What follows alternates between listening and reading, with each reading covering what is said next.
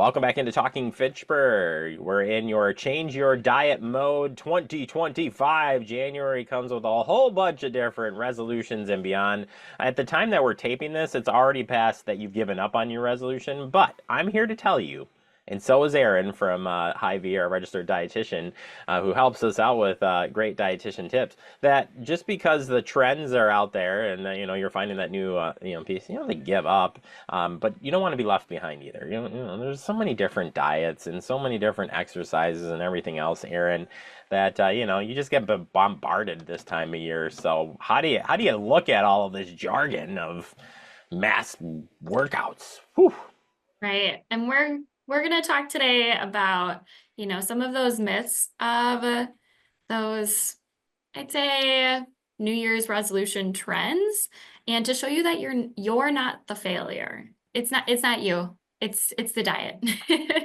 It is, and I think everything comes with, checks and balances, certainly. So, as we go through this today, think about, the long-term plan, the short-term plan, and, where do you fall in that and how can you deal with that? So fab diets in themselves, a lot of people, we hear something brand new, it sounds amazing, testimonials look great, it's not a shot. Oh, let's go. But is that good or bad?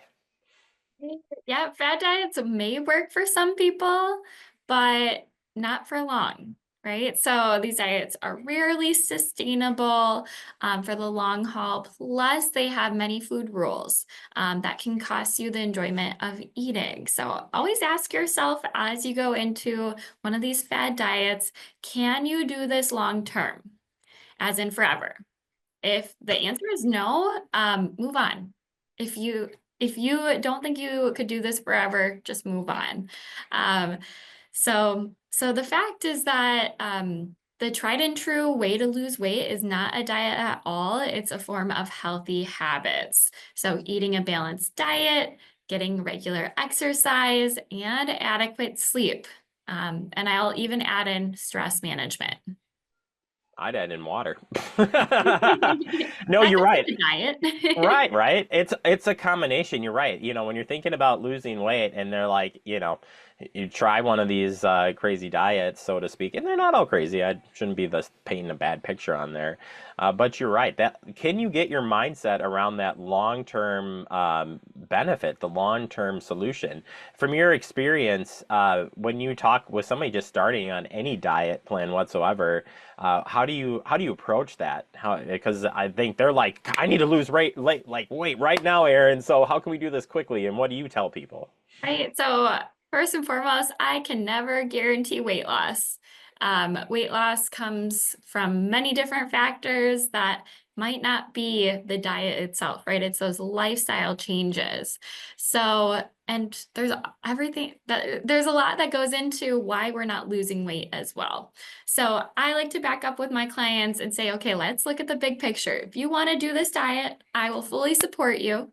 But I want to help you do it healthfully. So we'll make sure that you're, getting enough of those essential nutrients to keep your body healthy and moving and, working properly as you're working on this specific diet. So I'll always help someone through whatever they're looking for. So let's talk about some of the different areas that might come up in the discussion. First one is cutting the carbs to lose, and you're like, everybody's probably like, well, duh, but I mean, there are some serious discussions here because everything that tastes good has carbs in it. I swear it does. It just takes you off. Yep, yep. And of course, this has continued to be a massive trend and a big myth that we see. So whoever really villainized this food group of carbohydrates, we need to talk. So carbohydrates are extremely important in our health.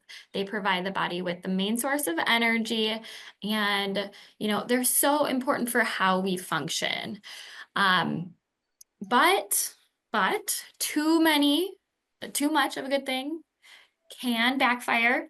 So that's where this cutting the carbs has come from. So high protein diets, as we've talked about before, are often hailed as the best for for weight loss due to their role of keeping you feeling full longer and supporting muscle growth. But they also work best paired with smart, portion-controlled carbohydrates. So carbs are important in that. Yeah, I remember talking with you off camera about this, that, saying I don't want to give up this and that, and basically it was everything in the carb world, and you're like, well, why would you? And I was like, wait, what? And so it's interesting to hear that, because you hear people that are taking on a diet that's just, they took all the carbs out, and well, we'll hope we'll get you back into those carbs someday, but functional wise, like you said, is it really going to last a long time? That doesn't sound like a lot of fun. And as you said, you can balance this off. You can absolutely. And, everyone that goes off of carbs, they're like, all I hear is this food noise in my head that's saying, eat the carbs. And I'm trying to avoid them. So I need to get rid of that noise. And it's like, well, no, your body needs some carbohydrates. So the best way to do it is have that balanced plate. And that means that you need carbohydrates in there. So you've seen that plate before, the My Plate. I always talk about that half of your plate fruits and vegetables, quarter of your plate protein, and a quarter of your plate carbohydrates. All right, I tried to take that plate. She wouldn't let me, so we're just gonna say we wanted it on the TF set, but she said no. Getting ready, or greatly reducing calories, another area that I think a lot of people see results in. This one actually happened to follow really closely, because I think counting calories and trying to figure out what to take in, what to take out. But here again, you don't have to totally dive totally deep here, right? Right. And this is such a historic diet method, that I always hear older clients bring this up, is that I just need to stop eating. I just need to stop, eating my lunch, or I have to have this teeny tiny portion because that's how I'm going to lose weight. And that is not the case. That is not the case. Our bodies require a certain number of calories to maintain our basic body functions. So eating well below this daily recommendation for each of our individual bodies can actually hinder weight loss, and it slows our metabolism.